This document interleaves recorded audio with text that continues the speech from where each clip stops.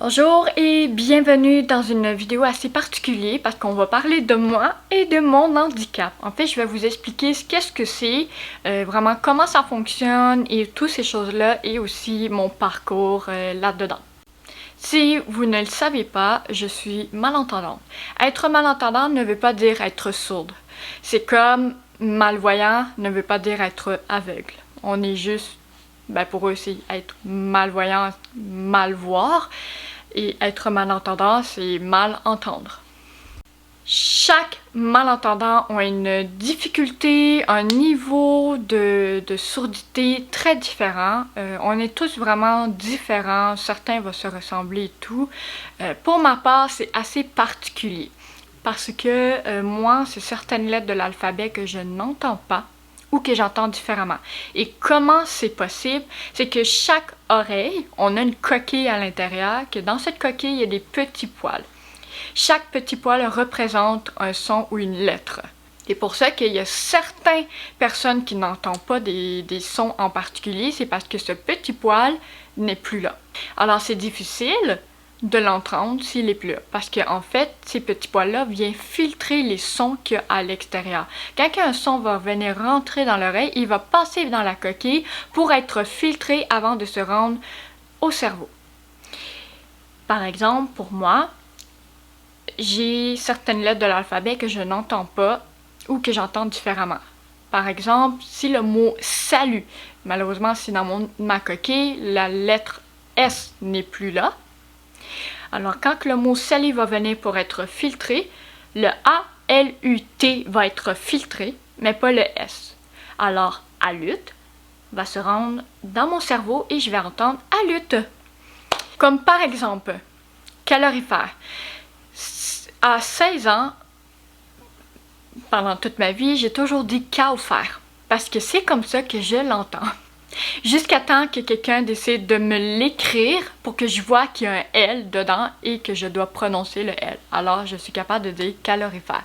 Quand j'étais plus jeune, au primaire, j'ai eu des professionnels du langage, je me souviens plus comment on appelle ça, qui m'ont vraiment aidé à prononcer les lettres que je n'entends pas ou que je n'entends pas bien. Certains L, les M, N, les S, les Z, les T, P, D. Comment elle faisait pour m'aider à prononcer des lettres que je n'entends pas ou que j'entends différemment, c'est qu'elle me montrait comment le faire. Comme le L, elle faisait L. Et je répétais après elle. Ça a été long, ça a été difficile, mais quand je réussissais, mon cerveau était capable de l'enregistrer.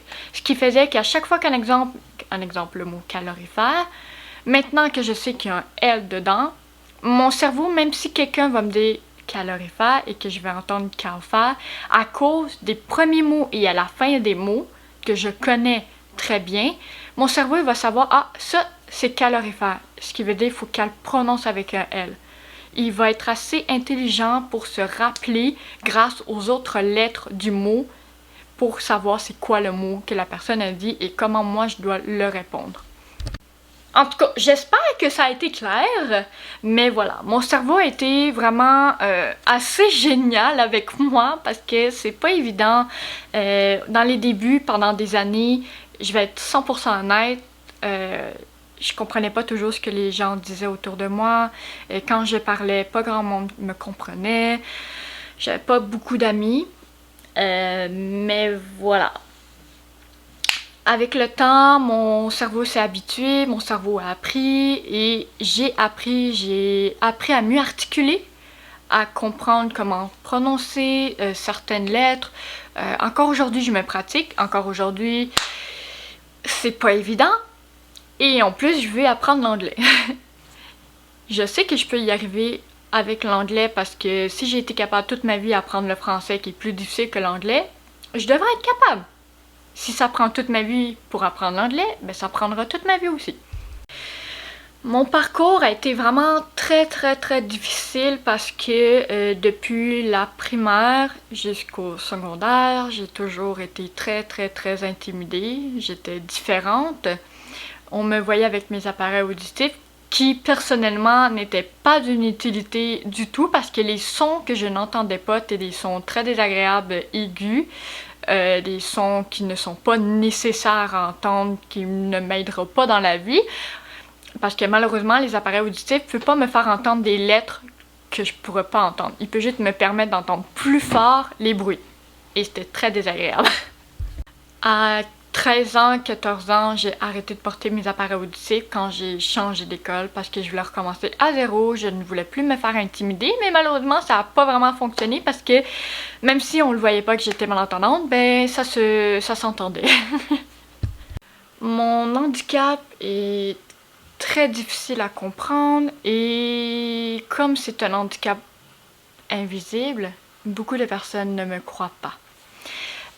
Quand j'étais plus jeune, avec mes appareils auditifs, ça arrivait souvent que les parents voyaient mes appareils et regardaient ensuite leur enfant et leur disaient « Ne t'approche pas d'elle, elle va te contaminer, c'est une maladie, tu vas avoir la même chose qu'elle. » Disons que mon primaire, j'ai pas eu grand ami. Et au secondaire, malheureusement, ben, quand tu es différent des autres, ben, t'as pas plus d'amis non plus. Ça m'est déjà arrivé une fois de parler de cette situation où je me faisais intimider à cause de ma différence et tout, et on m'a pas souvent cru parce qu'aujourd'hui je ressemble à ça. Et aussi parce que j'ai confiance en moi, tu sais, ça se voit que j'ai confiance en moi et toutes ces choses-là. Mais avant, je ressemblais pas à ça. Je suis grande, mais avant, j'étais très maigre. Alors, c'était particulier, j'avais plein de boutons et j'étais très timide, j'avais pas confiance en moi, je n'étais pas bonne à l'école. Et il y avait aussi le fait que, ben, comme je ne parlais pas aussi bien que je parle aujourd'hui, ben, ça aussi, ça ne m'aidait pas du tout. Désolée, je regarde dans la caméra depuis tantôt, mes lèvres sont trop beaux.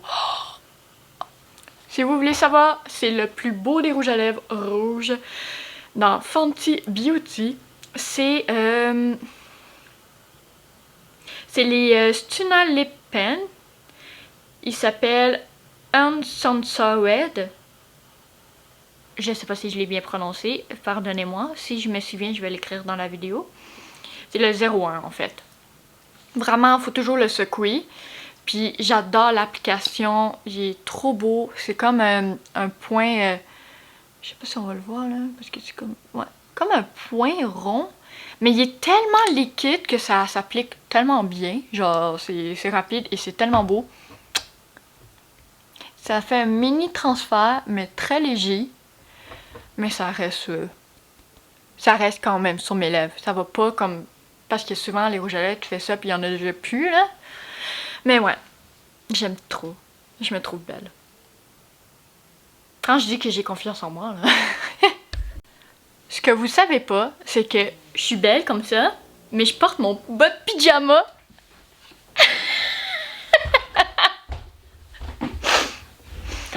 Je suis trop bien. En plus, il fait froid. Mais voilà, vous savez un peu plus sur mon handicap. Je pense que j'ai fait le tour. Si j'ai oublié quelque chose, bah... Oupsie. Si jamais j'ai oublié de dire quelque chose que d'après moi c'est super important et que je m'en souviens au moment de faire le montage, je vais au pire faire comme une partie toute noire où que je vais l'écrire. Mais sinon, je crois que j'ai vraiment tout dit.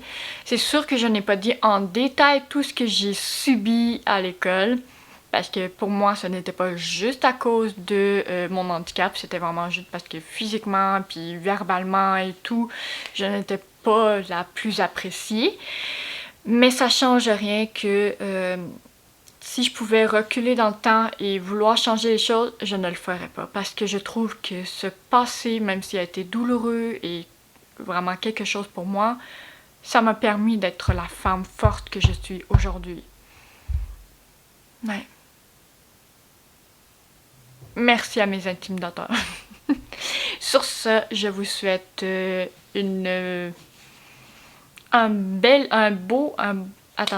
un hiver, fait qu'un bel hiver, fait qu'un B-E-L, parce que c'est masculin. Un bel hiver qui commence vraiment étrangement cette année. Joyeuse fête. Je vous souhaite de finir l'année en santé. Oubliez l'amour, là, c'est pas important. La santé, ça, oui.